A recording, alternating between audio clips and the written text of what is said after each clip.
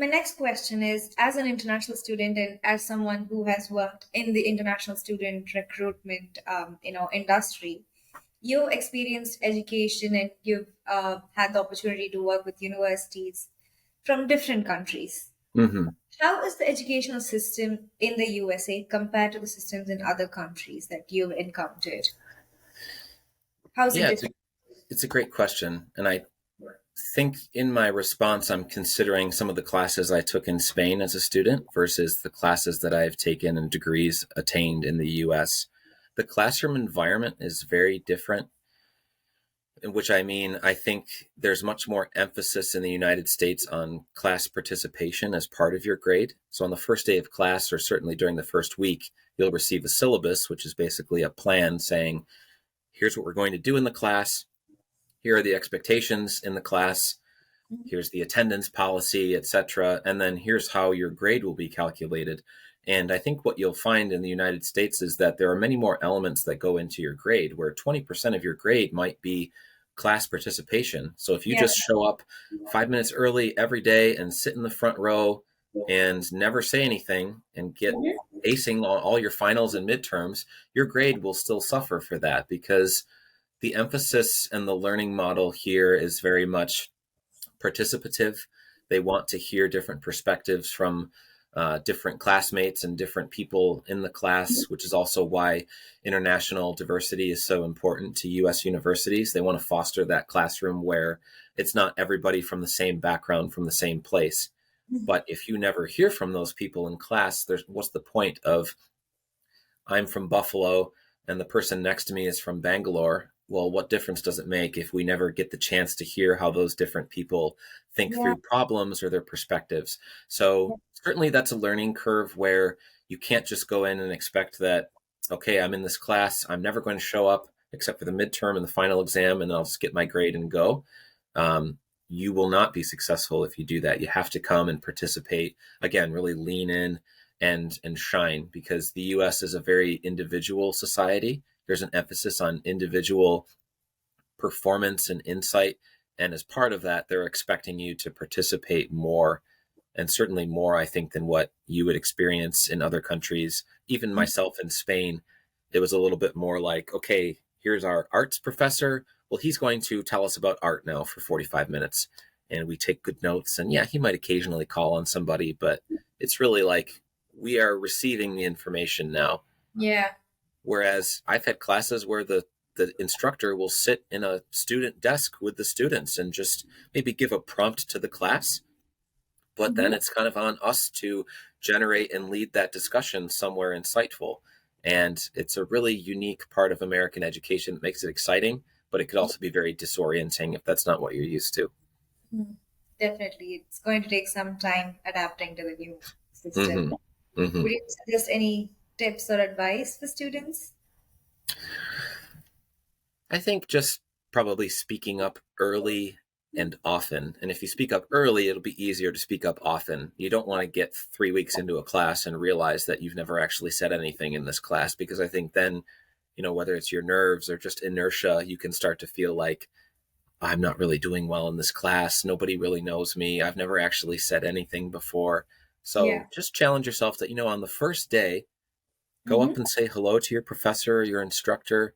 Don't sit in the last row. Sit where you're comfortable, but be present in the class and just ask questions and share commentary, and don't think that it's inappropriate to share your viewpoint or Yeah. even to disagree with the professor. I mean, there are places in the world where the professor is the source of right and wrong, and if you disagree with him or her, you're basically going against the material of the class. And I think in the US, it's a lot more flexible. You have to do it respectfully. You can't like stand up and be yelling, that's a Yeah. lot. You have to do it in the right way with good common sense. But, within those bounds, I think you'll be surprised by the latitude that you're given as a student to share opposing thoughts and try to back them up. I agree. So, what unique opportunities does the United States offer to international students in terms of education, research, and career development? Yeah, great question. And it's known for really all of these things. I mean, certainly the ability to conduct research, especially at the undergraduate level, is special. I don't know if it's unique to the US, but the US is certainly a place where, as an undergraduate student, you can quickly get involved in really cutting edge research. Certainly, as a postgraduate student, some of the greatest research opportunities in the world are here. Yeah. Um, you know, academic quality in general is something that the US is well known for. If you look at the top 10 universities in the entire world by academic quality ranking, the US has 8 out of the 10 that are listed. So the academic quality is for sure one of the best in the world, if not the best. And I think the reason behind that is the high level of research activity. But it's not just happening up here where you can't get to. It is an opportunity that extends down to even undergraduate students, which can really help you differentiate yourself and get interesting experience that can help further you in your own career. Just generally, the US is a center for business, for commerce. So there's so many companies that are global companies and firms with opportunities all around the world that have either headquarters here or significant operations here Mm-hmm. that you can have tie-ups with while you're a student, or certainly in a post-study work capacity. Just so much opportunity that students could take advantage of. Definitely. So I do have this question. Sure. As an international student, you're in a completely new country where they don't speak your, native language. You don't know anyone. The culture is different. So there is going to be a, section of students who may not have been introverts when they were back in their home country, but once they are in this completely foreign land, they're going to turn into introverts. So, how do you suggest that they go out and seek new connections or make new friends and start networking, which is a very essential part of their career? Sure. The right kind of connections. How do they go about that? Do they have any like student groups or like a university weekly catch up thing? So, what's that? Yeah, this is so important, Akshara, and I think it's something that we concerned ourselves with a great deal when I was working in the university setting. One of my main functions in my role when I first left grad school and joined the university to work was planning international student orientation. Mm-hmm. And it was about very kind of practical, boring things like scanning in your documents. Do we have a copy of your passport? And these types of things that we just have to try and get somehow. But it was also very much concerned with this exact question. How do we help students understand what opportunities are available for them, Yeah. what student groups are available for them to join and what they do? How do you join? Yes. Introduce them to people so that they don't feel that apprehension of not even Exactly. knowing where to begin. Yeah. When you get to campus, wherever you're going as a student, definitely go to whatever orientation program is offered to you. Mm. I was surprised at how many students, despite being totally new, they've never been to the US before, Mm-hmm. and they come to orientation 2 hours late, or they don't show up at all. And you really feel for them because it's not for me. Like anything that I would be presenting in those sessions, I already know the information. It's not for my benefit, it's for students' benefit. And I think that the students who went and just took advantage of the things that were offered to them, you don't have to reinvent the wheel or figure out this deep mystery of how to get involved. Just go to the things that are offered to you. And as part of that, they'll have student groups that come in. We used to have fairs where every student group would come and have a table with some information, a sign up sheet, when's their next meeting, what do they do in their group. And new students who had just arrived from different countries could just walk around and take information, meet and greet people. And it was just an easy way to get connected right in the first couple days of being there. So I would really warn you strongly against skipping that.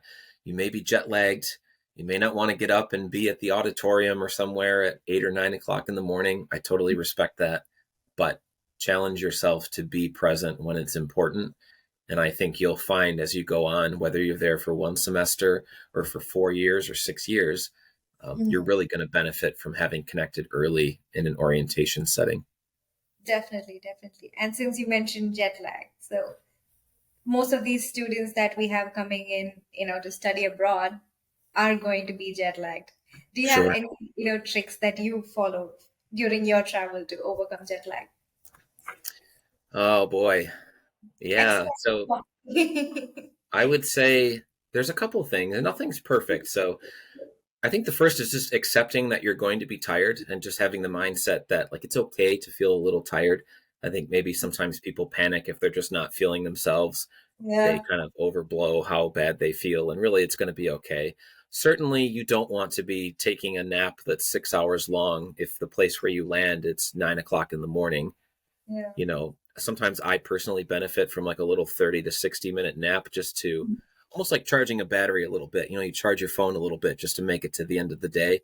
Something like that I think is okay. Hydration is an element that I think people overlook. If you stay hydrated, you'd be amazed what your body can do in terms of keeping you up for a long time. And a lot of times, fatigue, you feel like you're tired and it's lack of sleep. It could actually be lack of water. So yeah. stay really hydrated, eat, but don't eat like huge meals. I think just kind of keep yourself spaced out in a good way and try to lean into the time zone where you get to. I know this is well known advice to just adapt the new time zone right away. I try to plan my travel so that when I land, it's the evening where I'm going. Mm-hmm. Obviously, when I land, if it's 8 p.m., I can get to the hotel or wherever I'm going, maybe have some food and just go to bed, which is exactly what I want to do. And by the way, that's what's appropriate in this new time zone anyway. And then you wake up in the morning and you're kind of ready to go. Just making sure you're not landing at 6 o'clock in the morning, I think is an easy way to help you adjust more quickly. Definitely. So plan your flights well ahead, and once you're in your new country, acceptance is key. Yep. Acceptance, plan your flights and drink lots of water and just Yeah, hope for the best. I think you'll be okay. definitely. Can you share any, memorable stories or experience from your travels within the United States that have had a lasting impact on you? Oh boy. Yeah, there's been many. I mean, I'm pretty well traveled in the US. I haven't been to all 50 states yet. I think I've got like 7 or 8 to go. So, with Hmm. that in mind, That's still a pretty solid number. it's pretty good. Yeah, there's like some tough ones. Obviously, Alaska and Hawaii are going to be difficult, but even like Delaware, how have I not made it to Delaware? It's like a very small state that's pretty close to where I live. I just have never had a reason to go there. I'm going to need to just get in my car and go there and take a picture, I Yeah. think, at some point just to say so. But there's always interesting and kind of amusing cultural differences, similar to the France story a few minutes ago. Just anywhere you go, there's different expectations or a pace of life. I'm from Mhm. the northern part of the US, which has a culture that is a little more quick. It has its roots in, there used to be manufacturing in the north versus more agriculture in the south. That's still largely true, but what it did to the culture was things are a little bit more rapid pace in the north than in the south. So for me as a northerner to go down to the south, sometimes I can feel like, oh my gosh, I've been in this restaurant for an hour and I haven't received my bill yet or my check. And in the US, you kind of just like wait patiently for it. It's considered rude to be flagging people down, Yeah. which is different than it is in other places. So you kind of see these amusing differences. I think the experience that stands out to me is that I'm in New York State. My older brother lives in the state of Colorado, which is like a 3 day drive away from here. You could drive for 3 days and you'll finally get there, very far away. He lives in the mountains, just amazing, beautiful Rocky Mountains. You should definitely check it out if you're not familiar. It's one of the most beautiful spots in the entire country. And I think I drove in the summer of 2020 with my one son. We did like a road trip out to visit my brother, and it wasn't great to get on a plane at that time. So we drove, and actually, the road trip experience going from the eastern seaboard out to see the landscape change, to see the way the houses look change, the way the Mhm. businesses are changing slowly over time. It was really a cool experience. It wasn't something that happened in a moment, it was kind of a slow unfolding. And watching the landscape shift and change as you go from the east, where it's extremely flat, the elevation is quite low. It's just a completely different ecosystem than where my brother lives up in the Rocky Mountains. To Mhm. experience that over the course of a couple days in a car with my son was really special. And I don't know if that translates well to like a succinct little story, but certainly for students who are coming to the US, you may be in a big city where you don't even need a car, and that's great. I would encourage you maybe at some point, whether it's on a school break or over a summer vacation, just rent a car or go with a friend and just take a road trip. That's a very American tradition. And there's Yeah. just so much of the country to explore that is best seen in a car. And you can't even really know the things that you'll see on the roadside that maybe you pull over and you find like the biggest rocking chair in the world on the side of the road. Such a strange thing. Take some fun pictures and you'll probably actually remember that for a long time. So Mhm. road tripping, I think that's one of the key American pastimes that I would recommend. Definitely. Well, for me personally, too, an American road trip is on the bucket list Oh, for somewhere in sure. the future. Yeah. For sure. Yeah, like Route 66, I think is the most famous Yes. one. But Yep. honestly, there are so many. On each of the coasts, there are these coastal highways. Well, they're called highways, but they're not like divided lane expressways where you're traveling very fast, like an interstate. But it's like a really nice route that you can take along the shore, the Pacific cliffs and things. It's just unbelievable scenery no matter where you go. So, highly Definitely. recommend. So, between a car and a caravan, what would you suggest students take? A caravan? Meaning like, how do you mean exactly? Like a Home minivan? on wheels. Yeah. Home on wheels. Well, yeah, I mean, I think a caravan suggests that there's more people involved. I'm a pretty social person, so I think for me, I would prefer having some friends with me because each Yeah. one is bringing energy and a different perspective and things that they want to do. I've traveled with friends where it was three of us, and the one friend really wanted to go and see this thing that I'd never even really heard of. But you kind of play along and you develop an itinerary that satisfies the group. And actually, I had a great time at that thing, but I didn't even know to ask about it or that I was interested in it. Yeah, and if it was just me, I would have missed it. So, if it were me, take some friends, maybe not too many, but two or three great friends. And if you don't fit in a car, then take a van, and I think you'd be happy for it. Definitely.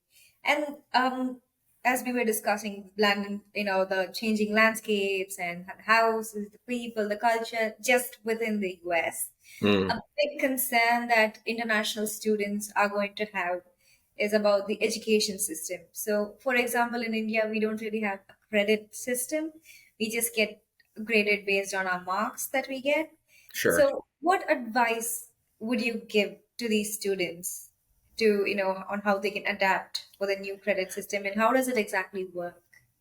Yeah, great question. And I do appreciate there's some differences in the way that grades are calculated and the way that courses are tracked. So Yeah. typically, an undergraduate degree is going to be split up into 120 credits. You might be wondering, well, what does that mean? So each semester, there's typically 2 semesters in one academic year. There's the fall semester, which is from August to December, roughly. And there's the spring semester, which is from January through the end of April or early May. You might have some exams. Mhm. These are the 2 main semesters. And in each semester, an undergraduate student would typically be taking anywhere from 12 to 15 credits per semester. And all that means is that you're in class roughly 12 to 15 hours per week. So, one course that you take, for example, if I took a world history course in undergrad, it could be a 3 credit course. Most courses are 3 credits. And that means that I will be meeting in class for 3 hours per week during that semester that I'm taking it. So you Got go through, in one academic year, you've gained 30 credits, 15 and 15. it. Multiply that by 4, and you start to see how we got to 120 in order to graduate. Typically, undergraduate degrees are a 4-year degree here.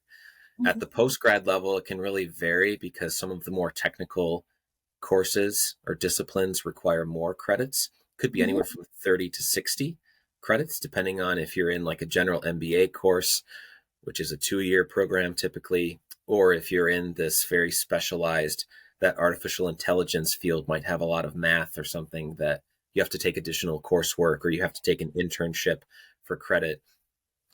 So now, if you're coming in and you're not familiar with any of these things, it's just a time to learn and to ask questions. You have a dedicated academic advisor whose only job is to make sure that you understand these things. They Mhm. have office hours where you can go and meet this person one on one and get advice on what classes you should be registering for and taking. It's their job to make sure you're on track to graduate. If you're in a 4-year degree, you don't want to be taking undergrad classes for 6 years. You want to make sure you're taking enough credits to be making good progress. And so just respect that you don't know the answer and go talk to your advisor and listen carefully to their advice and just do the needful around what they tell you to do. I think it's really simple advice, but again, you'd be surprised students that think they know better, or they read online somewhere that they need to do this thing and actually that's not the best advice. Yeah. You don't want to be caught unprepared because it's your academic advisor that's there to help you and serve students. So do take advantage of that if you can. Definitely. So, as we near the end of this episode, in your role as the Director of Partnerships for ACC USA, how do you collaborate with universities and educational institutions to enhance the international student experience? Sure. Yeah. So important. I think the role is interesting because like in my capacity, I'm not meeting directly with students. And after Mhm. students get on campus, in a sense, they're not just AECC students anymore. They're now also students of the college or university where they've enrolled. So I Yeah. think for us, it's about due diligence, making sure that the partnerships that we form with my team, for example, are in it for the right reasons. Just like AECC is student first, we want to work with institutions who are student first, who are Yeah. student centric. And that very practically means, do they have different food and dining options that are comfortable and nutritional and good for students? Mhm. Are the housing accommodations reasonable in terms of price, in terms of what you get, the quality of the accommodations themselves? The Are the value. even the outcomes that students get academically? So we want to know, okay, well, you're promoting this AI program. Have students done any internships with firms that are working on this, or what success stories can you tell? We're Yeah. asking those questions even before students are applying, because we want to make sure that our students are best equipped for success in their future careers and in their future lives.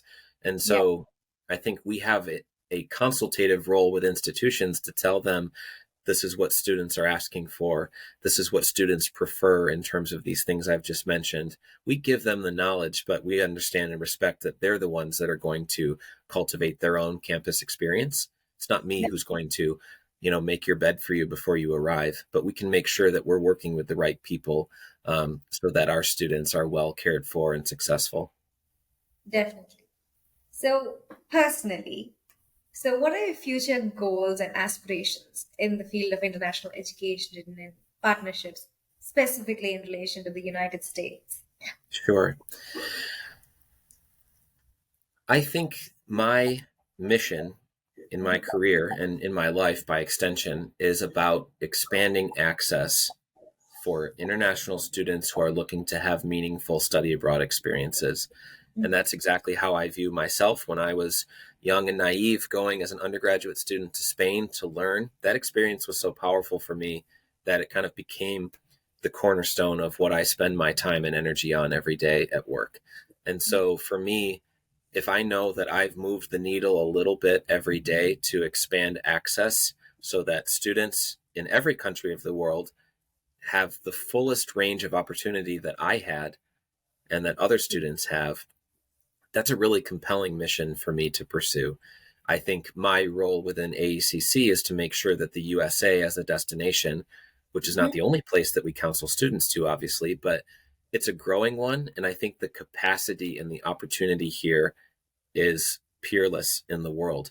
There are over 4,000 educational institutions of higher learning in the United States. Yeah. If you look at, Canada or Australia or other places, amazing institutions, but the number of them is just less. So in the US, it feels so new in a way, which feels kind of strange to say, but it's like untapped. Like, imagine if we actually built capacity to meet the demand of students from around the world in more than just the top 100 schools or the top 200 universities, but we really expanded the base and the seats and the capacity to meet that interest. That's what I'm really interested in. And whether it's 1 week or 1 year or 10 years, that's what I'm focused on delivering within AECC, for the benefit of our students, which really excites and motivates me. Definitely, definitely, I agree. Thank you so much. Yeah, thank Before you. we wrap up, I have this question. So, as an international student or someone from a different country, they are going to be on a very limited budget, or in several occasions be broke. So, what are the three non-expensive or completely free activities or places that you would recommend for a an incoming international student to go visit or experience? Oh man, so many ways to answer this question. It's a great question. How to control costs while you're pursuing your degree.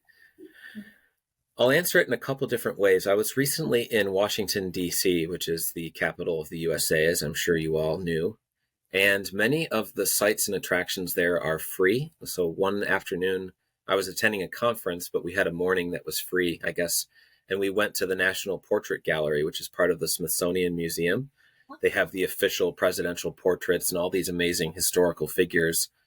In any other city in the US, that would have cost you, $20 or $30 to get into. And Wow. in DC, it was free. So many of the landmarks and institutions in Washington, D.C. are free and open to the public.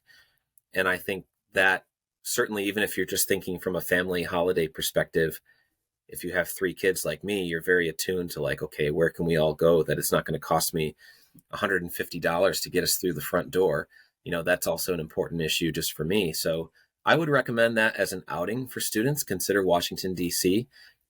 The US is so big that if you're studying in California or even, several states away, it could be difficult to get there. It's not like in the UK where everything is very close by train, for example. So just be aware of the distance and really make sure you know how big the USA is. But there's always local attractions close to you, no matter where you go, that will not be that expensive. This might be a little counterintuitive of an answer, or maybe not the one you wanted, but I think the other place where you should go if you are worried about cost is your own kitchen. If you're rooming and you find accommodations, make sure that there are facilities where you can cook and prepare your own food, because that is a huge cost savings as opposed to a formal meal plan, or as opposed to going out to a restaurant every night or ordering pizza or whatever it is. That can really drive costs for students in ways that they don't anticipate.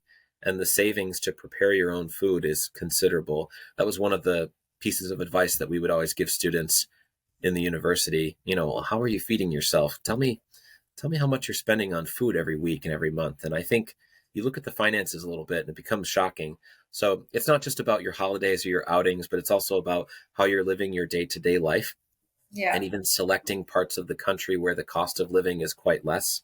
You Mm-hmm. know, if you go on the street corner and ask people to start naming US states, they will name California, New Mm-hmm. York, Texas, Massachusetts, maybe Florida, possibly. Maybe the list gets a little tough after that. Certainly don't ask me to name all the Indian states. I might disappoint some people. But the takeaway is that the places that you've heard of are also some of the most expensive places to live and study in the United States. Yeah. Go to Kansas, go to Nebraska, go to North and South Dakota, go to Wisconsin. There are amazing institutions of research, nationally ranked institutions that are in places that are extremely livable, are extremely affordable, are very safe, and you're going to actually be quite happy. You have to distinguish between where do I want to go and visit for the weekend and where do I actually want to live potentially for years and Mm-hmm. study and be successful as a student. I think Yeah. sometimes students think Times Square, New York City, I love it because it's so iconic and I just want to be there. That is the right fit for many students, but for others, maybe you just want to go there for a weekend on spring break. And actually, the right place for you is somewhere in the middle of the country, which, by the way, is 30% cheaper cost of living than to live in Manhattan, for example. So just be sensitive to those dynamics and just plan your travel and even your food accordingly. Yeah. And I think you can have a lot of latitude over how much you spend or how much you save. So that's the end of this episode. Thank you so much for joining us once again. It did go a little longer than we expected, but we learned a lot, and I definitely had fun, chatting with you about your experiences, your story, and your role at AACC. Thanks so much, Akshara. I appreciate your interest and your time, and I warmly recommend study abroad to any student who's considering it, and hopefully AECC can help you on your journey. Thanks so much. Thanks, guys. Bye. Bye.